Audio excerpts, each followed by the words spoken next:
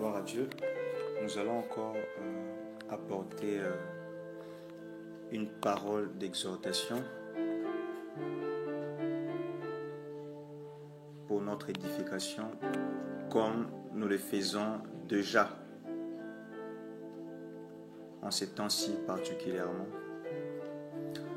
Et pour cela, nous allons lire la parole de Dieu dans 1 Thessaloniciens chapitre 5.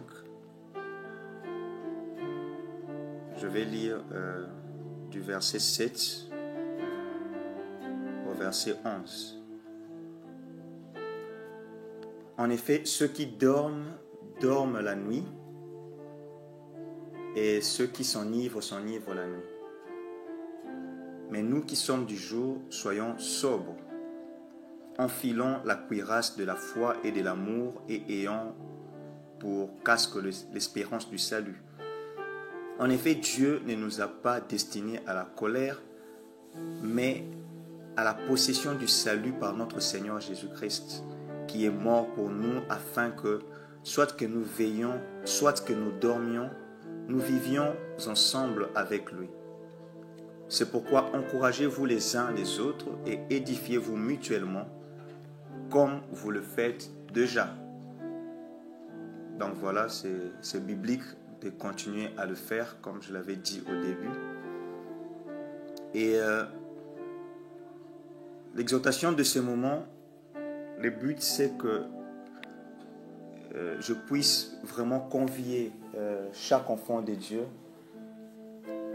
peu importe là où tu te trouves en ce moment, chaque chrétien dans n'importe quel pays du monde tu te trouves, et dans ce contexte vraiment de crise sanitaire mondiale, dans ce contexte de confinement, dans ce contexte d'épreuves de toutes sortes, que chaque enfant de Dieu puisse être conscient de pouvoir garder la chose la plus précieuse que le Seigneur a mis en lui. C'est ça le but de mon exhortation. Que chaque enfant de Dieu garde soigneusement, jalousement, la chose la plus précieuse qu'il a reçue du Seigneur. Et cette chose la plus précieuse que chacun de nous a reçue du Seigneur, c'est le salut. Ce n'est rien d'autre que le salut. Le salut, ça veut dire la vie chrétienne que tu as en Jésus-Christ. Le salut, ça veut dire le fait que si aujourd'hui, par exemple, tu meurs, tu entreras dans la gloire. Et Dieu veut particulièrement que chacun de ses enfants puisse garder si précieusement, soigneusement l'espérance du salut que nous avons en Jésus-Christ. Et dans la parole de Dieu, dans la portion que nous avons lue, le salut est au fait comparé à un casque. Le casque dont on nous parle aussi dans Éphésiens 6, lorsqu'il s'agit des armes du chrétien, pour la plupart des cas des armes défensives du chrétien, on parle effectivement du salut comme ce casque-là, que beaucoup plus les soldats antiques portaient pour se protéger la tête contre les armes de l'ennemi.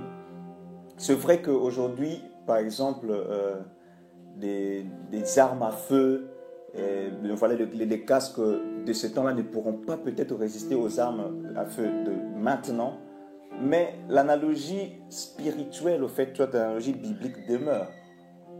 Ce qui veut dire que le salut en tant que casque que doit porter l'enfant de Dieu est capable de résister à n'importe quelle arme sophistiquée que l'ennemi peut lancer, peu importe le temps. Ce n'est pas le cas pour les armes des hommes, mais pour les armes spirituelles. Si l'enfant de Dieu se protège la tête dans ce symbolisme avec le salut, le casque du salut, aucune arme de l'ennemi ne peut l'atteindre. La tête, c'est effectivement la partie la plus importante que doit protéger un soldat. Parce que quand un soldat est atteint de la tête, et atteint par la tête, c'est fini. C'est fini. Voilà pourquoi le Seigneur nous demande de protéger si soigneusement le salut que nous avons en Jésus-Christ, ce salut qui est représenté comme un casque. Et le fait de porter le casque, c'est ça, au fait, maintenir l'espérance du salut, comme on nous dit dans le verset 8. Tu peux avoir ton salut en Christ, mais à cause des choses, des moments difficiles que nous sommes en train de traverser, il peut arriver qu'effectivement, tu n'aies plus l'espérance en ce salut-là. C'est un peu comme un soldat qui ne porte plus son casque. Voilà pourquoi je me suis posé une question. Cette question m'a permis de bien comprendre cela. Je crois que ça va aussi t'édifier. La question, elle est simple. Comment Goliath était-il tombé devant David? Dans la plupart des cas, lorsque nous parlons de cette histoire de David et de Goliath qu'il y a dans 1 Samuel 17, généralement, l'on va puiser au fait les secrets de la réussite de David. Mais je crois qu'il est aussi important de puiser peut-être la cause de l'échec de Goliath. Ça va nous servir afin qu'en tant qu'enfants de Dieu, nous ne puissions pas être perdants comme l'était Goliath. Lorsque nous lisons la parole de Dieu dans 1 Samuel 17, l'on a commencé à décrire d'abord cet homme Goliath en donnant son nom, et ensuite très rapidement la Bible vint à donner la taille. Il mesurait 3 mètres. Mais très rapidement, la Bible nous parle des armes de Goliath, en commençant par le casque. Et son casque était en bronze, pour signifier l'importance capitale que revêt cette arme dans la vie du soldat. Mais la question c'est, Goliath qui avait le casque en bronze, mais comment était-il tombé devant David? L'on va aussi avoir dans la Bible, quand on a parlé de David maintenant, il a réussi à pouvoir convaincre Saül de le permettre d'aller combattre Goliath.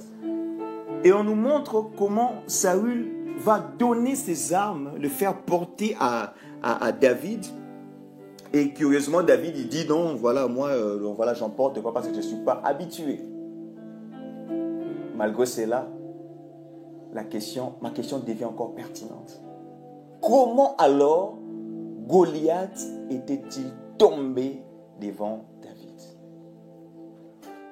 Parce que l'on voit bien que lorsque David se met à s'avancer contre Goliath, Goliath n'avait pas reculé. Goliath s'est mis aussi à s'avancer devant David. Mais ma question devient encore très pressante. Comment ce géant Goliath a pu tomber devant David? J'ai trouvé la réponse à cette fameuse question dans le verset 42 de 1 Samuel 17. Il est dit dans 1 Samuel 17, 42, je ne vais pas lire, mais je vais seulement parler du contexte, que Goliath avait contemplé David et il a vu en David un jeune homme blanc et belle, donc voilà, beau de figure, une belle figure, une belle apparence. Et c'est là que se cache exactement la chose qui a fait que Goliath puisse tomber devant David. Goliath avait eu le temps d'observer David. Goliath a observé David et il n'a trouvé qu'un jeune homme blanc et beau de figure. Si David avait son casque, le casque de Saül qu'il avait rejeté, Goliath n'aurait pas eu l'opportunité de bien voir David. Ensuite, l'on dit qu'il le méprisa, il le maudit. Ça, ce n'est que la conséquence, mais la cause. David qui n'avait pas de casque, ça a permis à Goliath de bien l'observer et de voir que ce n'était qu'un enfant.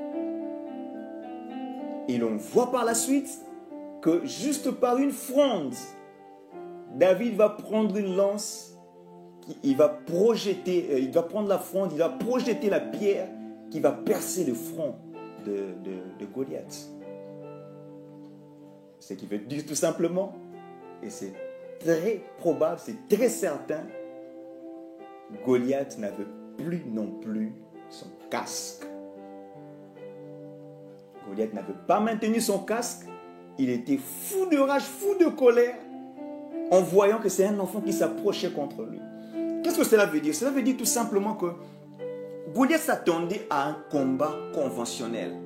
Mais lorsqu'il a vu David ne plus être dans le conventionnel, Goliath a été littéralement distrait. Et il a pu se permettre quand même d'enlever son casque certainement. Et ainsi, il s'est exposé parce que la pierre de David va venir tout justement loger dans son front. Ayant manqué des casques, il ne pouvait pas se protéger par rapport à cela. C'est exactement ce qui se passe en ce temps-ci. Les temps sont durs. Et l'ennemi bien-aimé est certainement en train d'utiliser des armes non conventionnelles en ces temps-ci. Qu'est-ce que je veux dire par là? Le diable n'utilise pas que le virus. Le diable utilise aussi la peur du virus. Et cela est lancé contre tout enfant de Dieu, mais ne va résister que celui qui a le casque. Le casque qui est le salut, l'espérance du salut. Le diable est en train de lancer aussi les inquiétudes par rapport au chômage, parce qu'il n'y a pas que la crise sanitaire, il y a aussi la crise économique. Ces inquiétudes-là par rapport au chômage qui sont lancées sur l'enfant de Dieu, sur les chrétiens, le chrétien ne peut résister à cela que s'il maintient son casque, qui est l'espérance du salut. Le diable est en train de lancer aussi les inquiétudes par rapport à la pénurie alimentaire. Les temps sont et les seront certainement plus durs. Mais l'enfant de Dieu qui va réussir à maintenir son casque ne va pas tomber entre les mains de l'ennemi. Il est tout à fait simple, bien-aimé. Le pire qui peut arriver en ces temps-ci, c'est peut-être la mort par la maladie ou par la pénurie alimentaire. Mais c'est ce que l'Éternel veut que chaque enfant de Dieu puisse faire. C'est que chaque enfant de Dieu puisse trouver si précieux le salut que nous avons en Jésus-Christ pour dire que quoi qu'il arrive, même de pire que je viens de citer, je serai dans la gloire. Christ en nous, c'est l'espérance de la gloire. Mais ce que je suis en train de dire, certainement Dieu va te protéger. Dieu va te protéger pendant ce temps. Dieu va protéger ta famille. Il va protéger ta santé. Mais si du moins tu n'arrives pas à maintenir sur toi le casque, c'est plutôt l'ennemi qui va t'atteindre. Et voilà pourquoi le Seigneur veut vraiment que chaque enfant de Dieu puisse maintenir son casque sur la tête, ce qui signifie tout simplement l'espérance de son salut, l'espérance du salut que nous avons en notre Seigneur Jésus-Christ. Et que cela ne soit troublé par aucune tempête de ce moment. Que cela ne soit troublé par aucune inquiétude, par aucune forme de peur que l'ennemi est en train de répandre au travers de cette pandémie, de cette épidémie. C'est ça la volonté de Dieu pour tout un chacun de ses enfants. Maintenant, notre casque qui est l'espérance du salut, afin d'échapper contre toutes les ruses de l'ennemi. Que la gloire soit rendue à notre Dieu. Amen.